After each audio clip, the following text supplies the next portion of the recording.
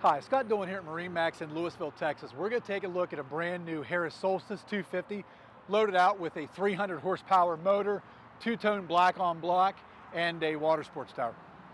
All right, so 250 Solstice, this one is absolutely loaded with all the goodies. So, water sports tower, tower speakers.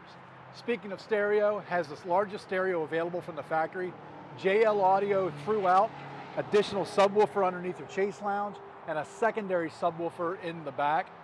Full LED lighting package, so RGB lights, speakers, cup holders, under the seat bases, under the rub rail, underwater in the back, and also blue LEDs up in the tower.